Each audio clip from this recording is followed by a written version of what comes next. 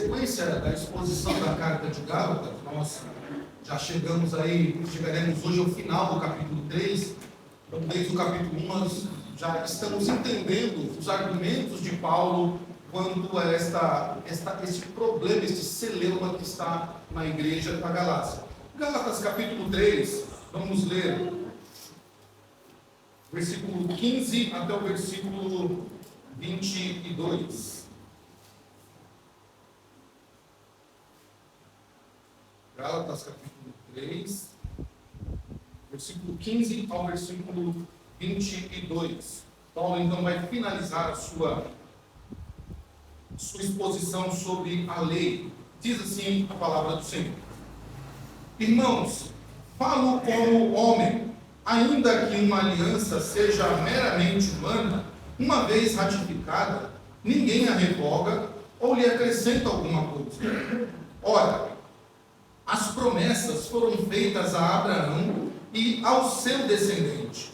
Não diz, e aos descendentes, como se falando de muitos, porém como de um só, e ao teu descendente, que é Cristo. E digo isto, uma aliança já anteriormente confirmada por Deus, a lei, que veio 430 anos depois, não pode abrogar de forma que venha a desfazer a promessa. Porque se a promessa provém de lei, já não decorre de promessa, mas foi pela promessa que Deus a concedeu gratuitamente a Abraão. Qual, pois, a razão de ser da lei? Da lei foi adicionada por causa das transgressões, até que viesse o descendente a quem se fez a promessa, e foi promulgada por meio de anjos pela mão de um mediador. Ora, o mediador não é de um, mas Deus é um. E porventura, a lei contrária às promessas de Deus é a lei contra as promessas de Deus? De modo nenhum.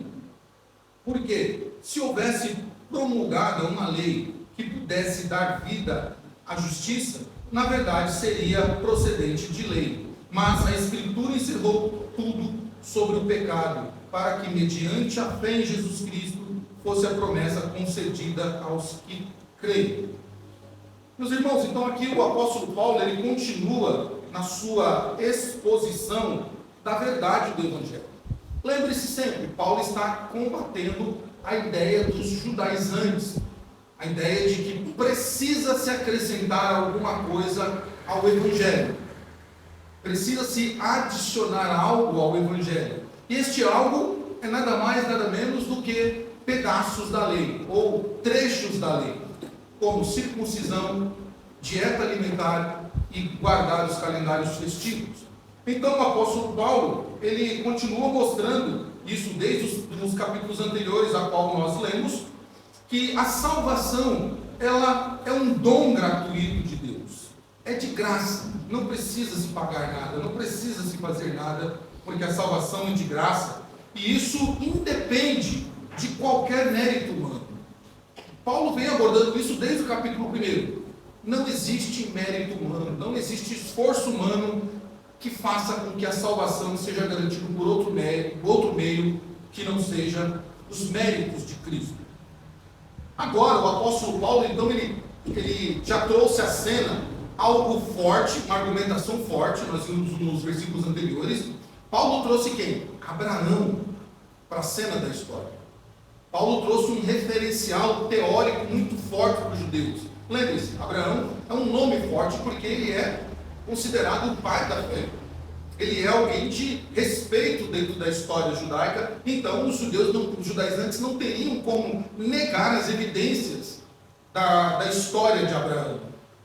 Então Paulo introduz essa ideia para que imediatamente fosse reconhecida a necessidade de discutir o papel da lei e a promessa.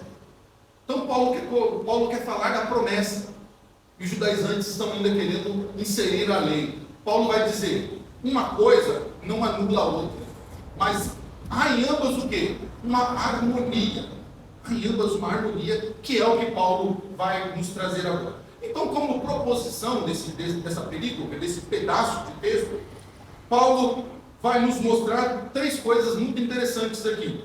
Primeiro, ele vai nos mostrar que a lei da qual os judaizantes estão querendo inserir dentro do Evangelho, a lei ela é posterior à promessa. Ela não veio antes da promessa. Mesmo que ela tenha a sua funcionalidade, tenha o seu papel de importância, a lei ela é posterior à promessa. E por isso, ainda assim, ainda sendo a promessa anterior, ela não revoga a lei. Nós vamos ver isso nas próprias palavras de Cristo. Segundo proposição de Paulo, é que a lei é importante, muito importante a lei. Nós já abordamos aqui semana passada a importância da lei. Mas a promessa é muito mais. E é isso que os judaizantes não estão vendo. A lei é importante, ela é um freio, ela tem a sua representatividade dentro do cenário, mas a promessa é muito mais. E terceira proposição de Paulo é que a lei e a promessa trabalham juntos. Paulo não está indo contra a lei, Paulo não está negando a lei, Paulo não está sendo alguém antinomista, ou seja, alguém que é anti a lei, alguém que nega a lei. Paulo não é um antinomista. Paulo, ele está dizendo, lei e promessa trabalham juntas. Cada uma tem o seu papel, Agora, a promessa, ela deve ser olhada com mais atenção para os cristãos. Essas são as proposições do apóstolo Paulo, e ele já começa isso no versículo 15, da qual nós lemos, falando que a lei é superior à promessa. Isso está nos versículos 15 a 18, quando o apóstolo Paulo diz, falando aos irmãos, falo como homem, ainda que uma aliança seja meramente humana, uma vez ratificada, ninguém a revoga ou lhe acrescenta alguma coisa. Olha que interessante, Paulo está falando. As alianças construídas por homens, as alianças feitas de homem para homem, elas não são revogadas, elas não são anuladas, né? Ninguém revoga essa aliança feita. Então Paulo está dizendo a eles o papel da aliança, o porquê que existe uma aliança entre pessoas para apontar para a aliança maior. Notem o caminho de Paulo. Paulo está começando do inferior para o superior. Ele está começando de alianças humanas para mostrar a aliança divina.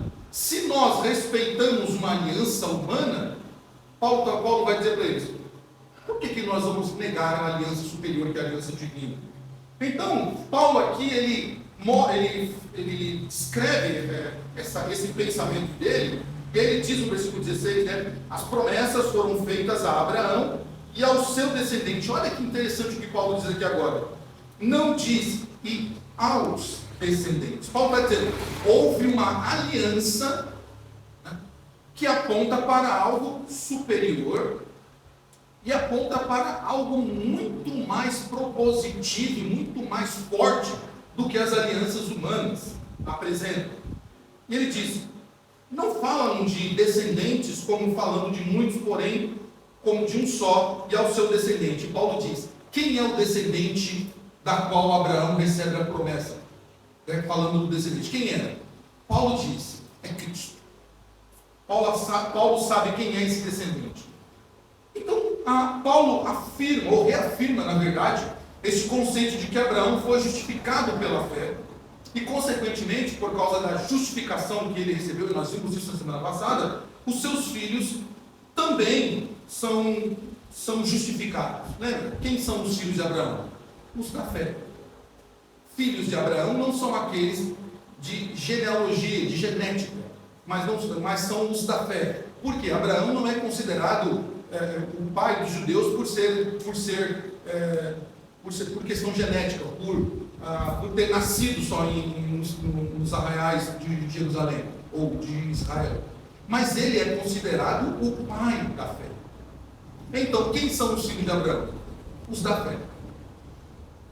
E Paulo, então, ele retoma esse conceito, para retomar esse conceito, Paulo vai buscar algo lá da história da qual os judaizantes não podiam negar, que é o quê? A aliança. A aliança que Deus estabeleceu com Abraão.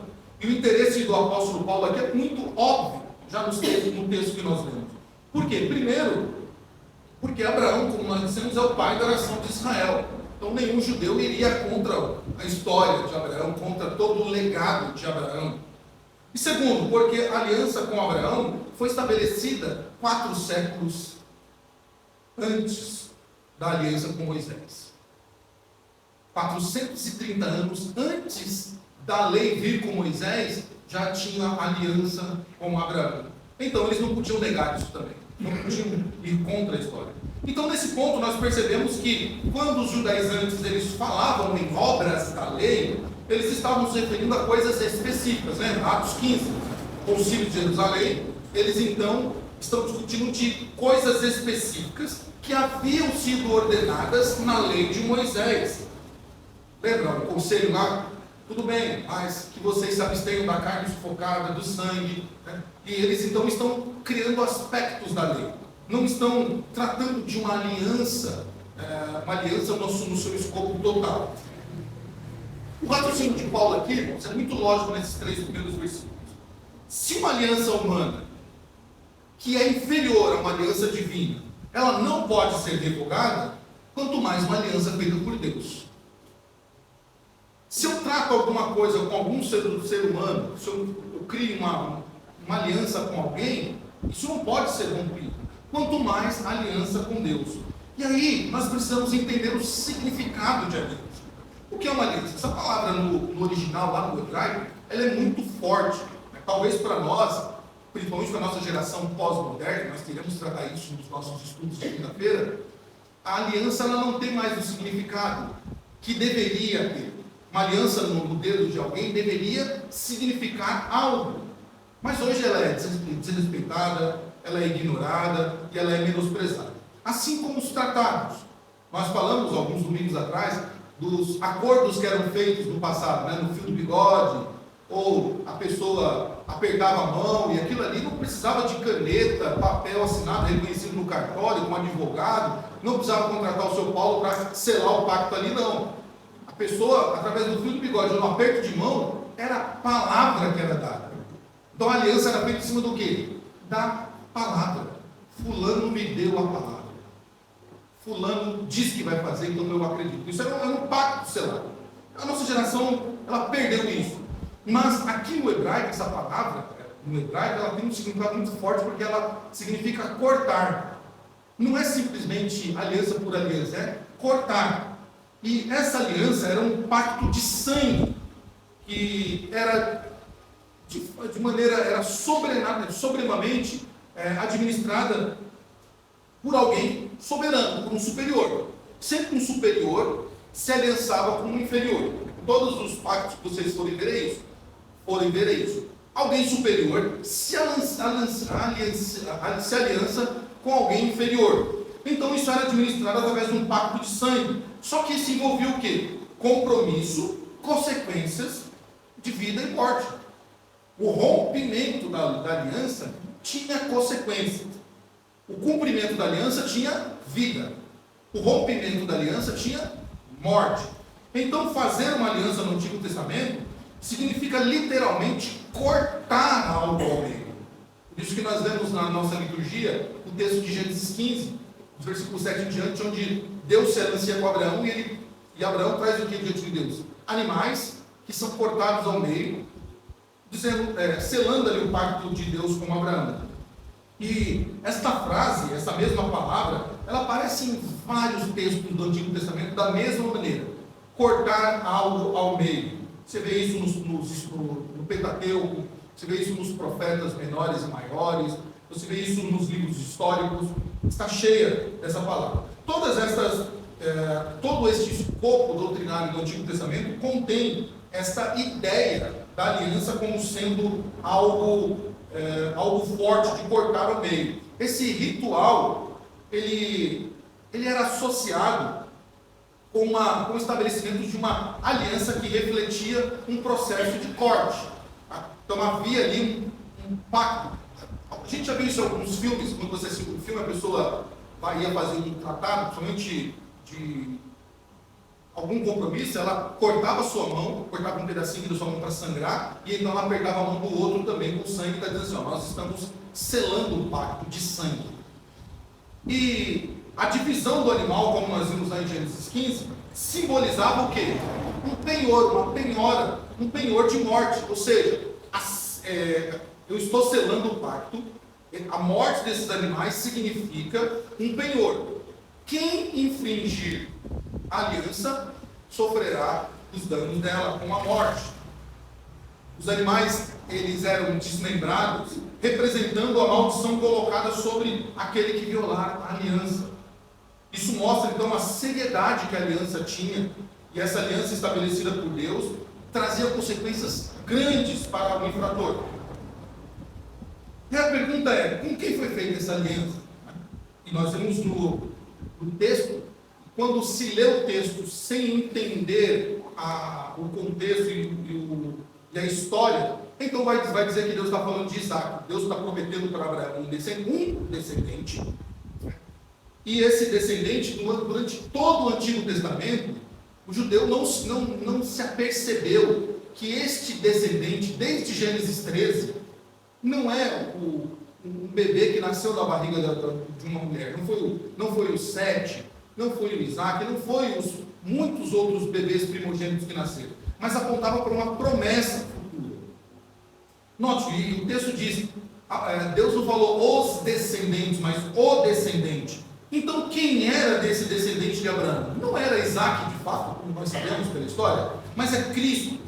E a explicação é bem interessante, né? É interessante como o próprio apóstolo Paulo, ele enfatiza no texto que nós lemos, a palavra descendente. E essa palavra descendente, tanto na sua origem no hebraico quanto no grego, ela é muito interessante, porque ela se refere a uma pessoa.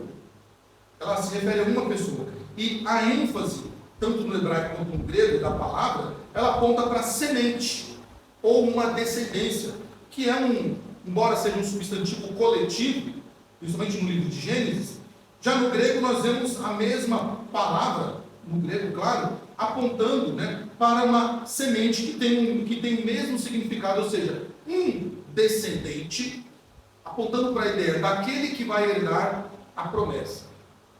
Isso é muito interessante.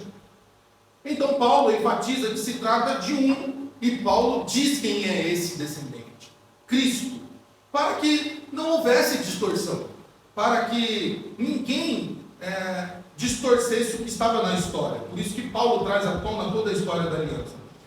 Então, sendo assim, sendo Cristo esse descendente, que se cumpre a promessa feita a Abraão, essa é a ênfase que Paulo dá até algumas ênfases, então, nesta ideia. Sendo Cristo o descendente de Abraão, então, nós vemos que as bênçãos prometidas, elas não foram distribuídas de forma indiscriminada entre um conglomerado. Vejam só, as bênçãos, a bênção da promessa, ela não foi distribuída de forma indiscriminada entre um conglomerado indefinido de indivíduos, mas em um descendente, em uma pessoa, Cristo. Nós vemos que a promessa de Deus a Abraão seria realizada em seu sentido mais rico e espiritual por uma pessoa específica. Nós vemos que não foi em Isaac, não foi em Jacó, não foi em José, não foi em Davi, não foi em nenhum outro daqueles que tipificavam Cristo, mas em Cristo ela se cumpriu de forma total, rica e espiritual. Ele é a semente da mulher, ele é a semente da promessa, ou que a promessa de Abraão, que estava sendo prometida a Abraão. E nós veremos então que dentro da promessa de Abraão estava o quê? Que todos os moradores da terra seriam benditos.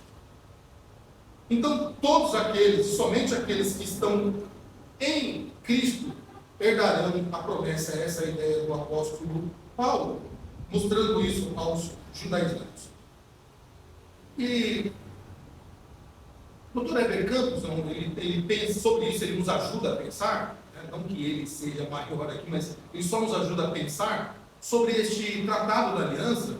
Ele explica que o pacto da graça, feito em Gênesis 15, é fundamentado no pacto da redenção, feito entre um pai e um filho. Este pacto depende dos méritos de Cristo e não dos nossos, por isso ele não depende da lei. E é essa a ideia que Paulo está trazendo. Houve um pacto de alguém superior para alguém inferior. Este pacto não poderia, Abraão não tinha nada a oferecer por aquele pacto, não havia duas partes iguais. Então, não há méritos no homem. Esse pacto não depende da lei, mas ele é graça de Deus. E quem faz parte dessa aliança?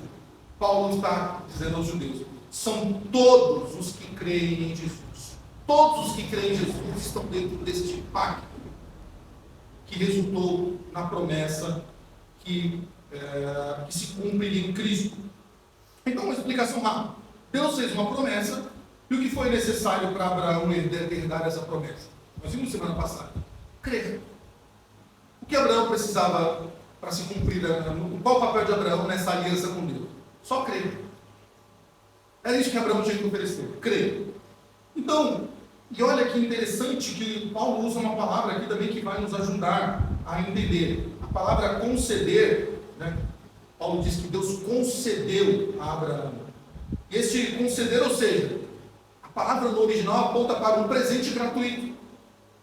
E um presente gratuito constante, não é um presente que pode ser tomado, é um presente que pode ser devolvido, não. É um presente gratuito e permanente.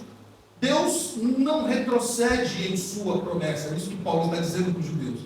Deus não retrocede em sua promessa. Portanto, todo o pecador que confia no Cristo crucificado para a salvação, recebe de forma total a parte de qualquer méritos ou boas ações que essas pessoas podem fazer.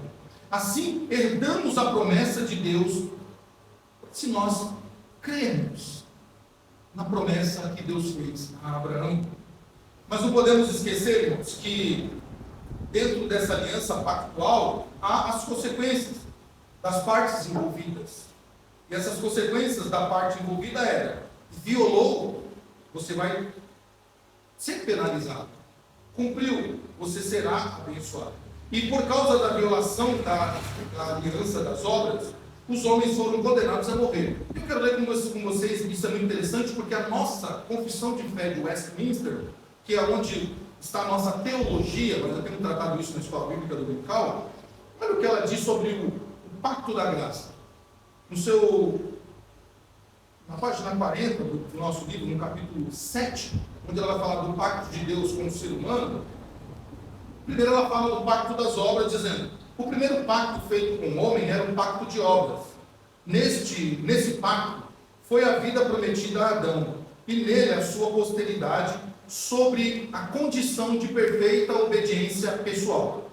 Pacto da graça: o ser humano, tendo se tornado pela sua queda incapaz de ter vida por meio desse pacto, o Senhor dignou-se a fazer um segundo pacto, geralmente chamado de pacto da graça. Nesse pacto, ele livremente oferece aos pecadores a vida e a salvação por Jesus Cristo, exigindo daqueles a fé neste, para que sejam salvos, e prometendo dar a todos os que estão ordenados para a vida o seu Santo Espírito, para dispô-los a habilitá-los a crer. Eu acho muito linda essa parte da nossa confissão de fé, porque afirma realmente o que está nas Escrituras. Para o cumprimento disso, nós precisamos crer na promessa feita, e então nós herdaremos todos os benefícios dessa promessa. Então Deus fez uma promessa e Abraão creu, e Deus concedeu isso de graça. Nos versículos 19 ao 22, que é a parte final do texto, o apóstolo Paulo vai dizer que a lei é serva da promessa. E diz isso, olha o versículo 19. Qual, pois, a razão de ser da lei? Foi adicionada por causa das transgressões, até que viesse o descendente a quem se fez promessa, e foi promulgada por meio de anjos, pela mão de um mediador. Ora, o mediador não é um, mas Deus é um. E porventura a lei contrária às promessas de Deus? De modo nenhum, porque se fosse promulgada uma lei que pudesse dar vida, a justiça, na verdade, seria procedente da lei. Mas a Escritura encerrou tudo sobre o pecado, para que, mediante a fé em Jesus Cristo, fosse a promessa concedida aos que creem. Então, qual, pois, a razão de ser da lei? Nós falamos semana passada já, né? E Paulo continua aqui. A lei aponta ao pecado. A função da lei não é justificar. A função da lei não é salvar. A função da lei é o quê? É mostrar de forma escancarada o pecado. Como nós usamos no exemplo, as leis de trânsito, elas não são ali, não são pedagógicas. Quando você olha ali uma placa dizendo velocidade, não ultrapasse, ou ligue os faróis, aquilo não é pedagógico. Por mais que alguém diga assim, não, eu estou sendo avisado para que eu me policie. Não, mas está dizendo assim, descumpra isso e você vai receber uma cartinha no final do mês com um aviso que você infringiu a lei. Ela não é pedagógica. É para mostrar que você é um pecador, que você infringiu uma lei. Então, isso vale para todas as leis da vida. Né? Como nós usamos o exemplo, né?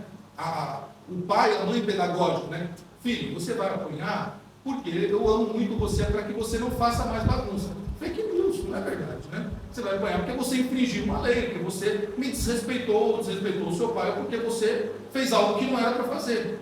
Então, vamos ter uma conversa particular. Note, esse é o papel da lei. A lei aponta o pecado. Então, Paulo diz, foi adicionada por causa do quê? Das transgressões. Antes da lei, o pecado já existia. O pecado já existia. Mas, sem lei, é impossível ver o pecado. Paulo diz isso lá no capítulo 5, versículo 13 aos Romanos.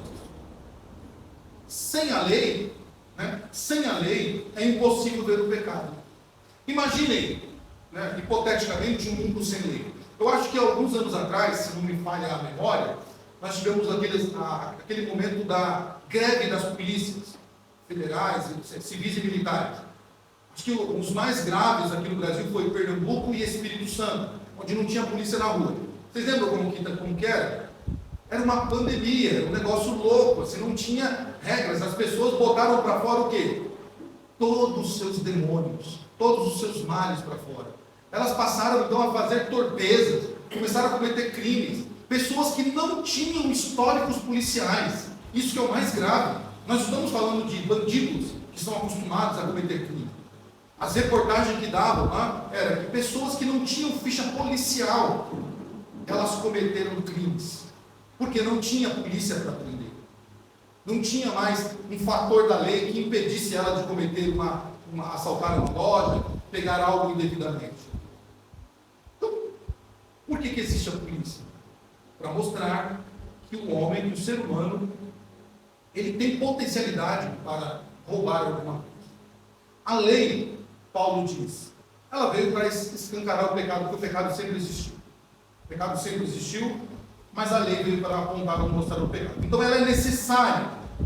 É necessária para que nós conheçamos que nós somos homens e mulheres pecadores e precisamos da graça e da misericórdia do nosso Deus.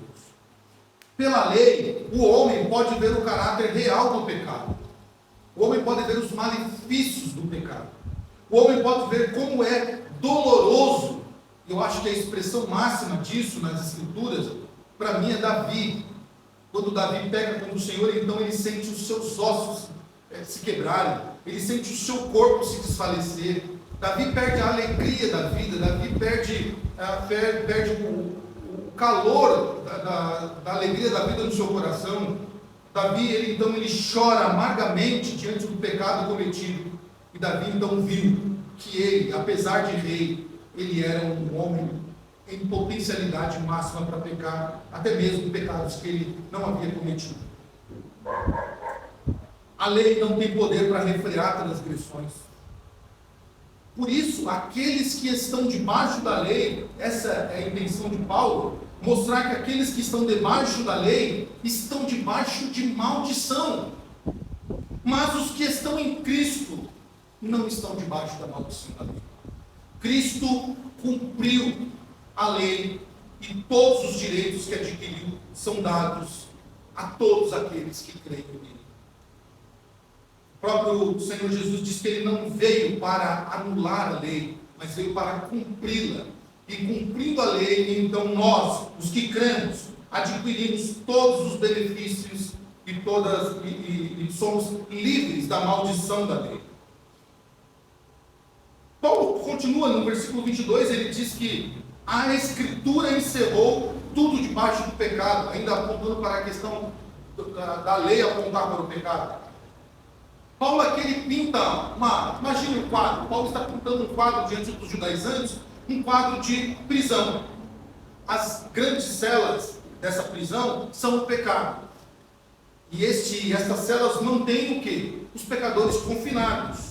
A Escritura nos colocou nessa prisão porque apontou nossa condição pecaminosa. Portanto, ficamos presos pelo pecado. E a lei não pode nos ajudar. Porque a lei nos colocou na prisão. E somente Cristo pode nos livrar, nos tirar dessa prisão. Somente o ouvir da fé e ouvindo aquilo que Cristo fez pode nos tirar dessa prisão que a lei nos colocou. E aí Paulo diz, é porventura a lei contrária às promessas de Deus? Paulo diz, de modo nenhum, de jeito nenhum. E a explicação para isso é, mérito e graça são opostos e se anulam. Isso é fato. Ou a pessoa tem mérito, ou é de graça. Ou você conquista algo mediante os seus esforços, ou aquilo foi te dado por graciosidade de alguém. São situações opostas. Né? Então isso se anula. Agora, se fosse promulgada uma lei que pudesse, então, trazer vida e justificar uma pessoa, então nós teríamos aí o quê? Um conflito de duas possibilidades de justificação, duas possibilidades de bênção, duas possibilidades de vida, duas possibilidades de restituição de um ser pecaminoso. Aí ela seria o contrário.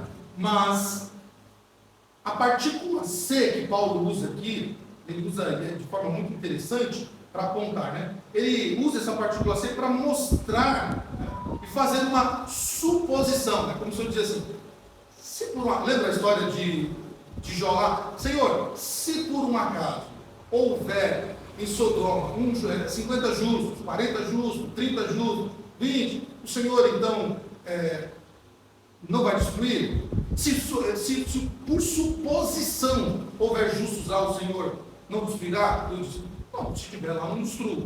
Então Paulo está dizendo assim, se porventura, né, a lei tivesse esse caráter de vida, ela teria também a possibilidade de perdoar e justificar os pecadores. Só que isso está fora de alcance da lei. Fora do alcance da lei. Essa não é a função da lei. Pelo contrário, a lei veio mostrar o estado de pecado do homem, e Paulo deixou isso bem claro. Então, para corroborar com isso, Lutero entendeu isso de maneira perfeita. Martinho Lutero entendeu isso de maneira perfeita. O problema que Paulo está querendo mostrar antes de Lutero, o problema é que Paulo está querendo mostrar que a inferioridade da lei em relação à promessa. Há uma inferioridade clara, óbvia. A lei ela tem o seu papel, a promessa tem o dela, né? Porém a lei ela é inferior à promessa. Tá? E a lei ela não pode dar vida porque ela não foi designada para isso. Tá? E o problema aqui que Paulo está querendo dizer não é anular a lei. Então a lei não tem função, então eu vou anular. Não, nós já dissemos, o próprio Cristo diz, eu não vim para anular a lei, mas para cumpri-la. E Lutero entendeu isso perfeitamente. Ele usa um exemplo aqui que eu acho muito interessante. Olha o que diz Lutero. Pessoas tolas, mas sábias em seus próprios conceitos, chegam a uma conclusão óbvia. Se a lei não justifica, não serve para nada. Que tal isso? Por quê? O dinheiro não justifica. Você diria que o dinheiro não serve para nada? Porque os olhos não justificam. Você tiraria os seus olhos? Porque a lei não justifica, não quer dizer que a lei não tenha valor. Eu acho muito interessante o pensamento de Lutero. Paulo não está dizendo que a lei não tem valor. Paulo não está dizendo que a lei não tem funcionalidade. Paulo está dizendo que a lei só não pode justificar. Mas não é porque ela não pode justificar que você tem que rejeitar a lei. De novo, Paulo não é um antinomista. Porque a gente sabe que muitas coisas na vida, como o Lutero deu exemplo aqui, não justifica. Embora há tentativas dos judaizantes dos dias de hoje, dizendo, venham fazer uma grande oferta e você terá os seus pecados purificados. Como ao longo da história, né, da Idade Média, onde as pessoas entregavam as suas posses, reconhecidas em cartório da época, para a igreja regente, para purificação dos seus pecados. Tinha lá a questão dos pecados vitalícios. A pessoa então assinava o documento que entregava todas as suas posses à igreja e o arcebispo lá, então, assinava aquilo reconhecido em cartório, tudo, dizendo, essa pessoa agora pagou por todos os pecados dela, do passado, do presente e do futuro. É para rir. Nota, hoje em dia também há esses judaizantes que dizem assim, venham aqui, entregue o seu melhor, dê o seu carro, dê a sua casa, dê altas quantias e você será purificado, você terá os seus pecados perdoados. Mas isso não é evangelho. Não é evangelho. Paulo está dizendo, a lei não pode trazer justificação, mas ela tem o seu papel de importância. Por quê? Ela escancara, ela mostra, ela realmente descortina, ela realmente reflete para todo mundo ver o seu pecado. E reconhecendo o pecado, então nós corremos a Cristo, o descendente, para que Ele, somente Ele, possa nos purificar e nos justificar. E para isso, João Calvino nos ajuda também, fortalecendo aquilo, não fortalecendo, mas nos ajuda a compreender aquilo que nós lemos na carta de Paulo. Calvino diz que a lei encerrou todos os homens sob o pecado, ou seja, prendeu o homem no pecado. É o que Paulo está dizendo. Calvino, lendo esse texto, ele entendeu isso de forma brilhante. A lei aprisionou os homens do pecado. Sendo assim, ao invés de dar justiça, a lei tira a justiça de todos os homens. Os judaizantes buscavam justiça na lei, mas a lei por si mesma não deixa nada aos homens, exceto condenação. Pois todos os homens e suas obras são declarados injustos diante de Deus. Tudo isso para quê? Para que mediante a fé em Jesus Cristo fosse a promessa concedida aos que creem. Aos que creem. Meus irmãos, nós precisamos olhar para este texto brilhante do apóstolo Paulo, neste combate em que esses irmãos da Galácia estavam sendo, lembra a palavra que Paulo usa? Eles estavam sendo enfeitiçados, eles estavam sendo atraídos, né? Eles estavam caindo no conto de uma ideia, né, que traria a eles o quê? Conforto espiritual, libertação. E Paulo está dizendo, não é verdade. Paulo está combatendo. E o que é interessante, irmãos, aqui para nós concluindo nessa noite, interessante que o texto começou, Paulo chamando até mesmo aqueles que pensavam contra de irmãos. Eu acho brilhante o apóstolo Paulo. Tem um grupo que são judaizantes que estão conturbando a igreja, que estão disseminando pensamentos judaicos dentro da igreja, que estão causando um alvoroço na igreja, fazendo com que até Paulo e Pedro tenham discussão verbal. Barnabé também. Mas Paulo trata-os como irmãos. O que isso nos ensina? Que a promessa feita a Abraão e recebida para todos os que creem, ela nos faz refletir que somos pecadores e por causa disso nós não podemos colocar-nos numa posição superior a ninguém. Não é porque fomos alcançados pela graça de Deus que aqueles que ainda não tiveram entendimento sejam desprezados por nós. Paulo está ensinando isso logo no primeiro versículo. São irmãos, só não conseguiram entender ainda o papel da lei e o papel da promessa. E aqui duas verdades para encerrar nosso sermão dessa noite. Acerca de Deus, nós temos uma verdade. Aprendemos que a palavra de Deus se harmoniza do início ao fim. O que em Gênesis foi prometido se cumpre em Apocalipse. A própria história da redenção, nós vemos ela em plena harmonia do começo ao fim. do começo ao fim. Deus traçou um plano para a humanidade. Esse plano começou lá no passado. E a lei teve o seu papel de importância dentro desse plano. Portanto, Paulo ensina aos irmãos e para nós também que há uma harmonia. As duas andam juntas. A lei e a promessa, cada um no seu papel. A lei para mostrar quem nós somos, pecadores, que precisamos da graça de Deus. Precisamos nos arrepender dos nossos pecados. A promessa para nos mostrar que se cumpriu aquilo que Deus prometeu a Abraão, no pacto com Abraão.